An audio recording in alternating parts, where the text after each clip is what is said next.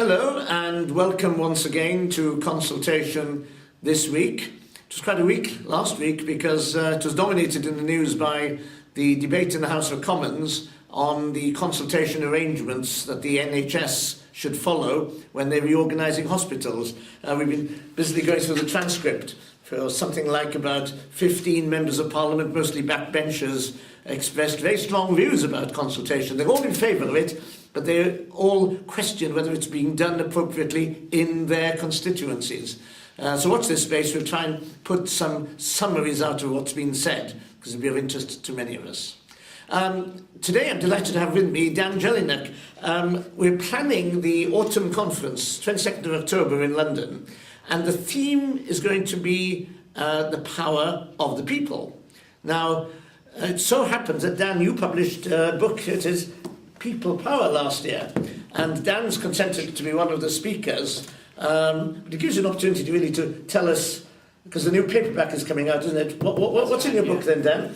Well, what it sets out to be is a dissection of all the different elements that make up democracy in the UK in all its glory, and it's aimed very much at a mainstream audience rather than people like us that know a bit about it. Because it's based on the premise really that everyone knows that there's a lot of disengagement. It's a big problem in national democracy, local government as well.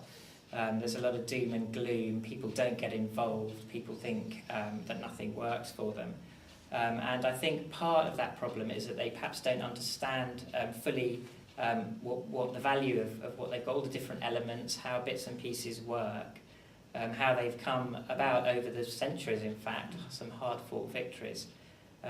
So it's an attempt to really show people the diversity, all the different powers, the rights they do have, and that yes, there are many problems in society and there are problems with democracy, but perhaps the place to start is to understand a bit more, actually, not to disengage, but to engage and try and improve. I noticed that you call it a user's guide to democracy. I mean, many of our members wrestle with the problem of disengagement because if you go out and consult the general population, there's a huge amount of apathy, and yet they are the first people to put their hands up and campaign if you propose changes to public services, for example, which are unpopular. And I think you agreed to talk a little bit about that in the conference, haven't you? Yes, I will do, yeah. We can cover what it takes to try and get some of these messages across, which is obviously very important for your members. Thank you very much.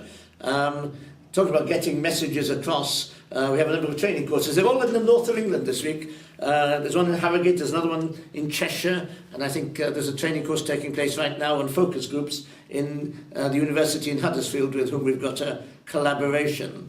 So we're delighted to collaborate with Dan. We're talking about a few training courses there as well, and we wish all our members a good consultation week, and see you next week.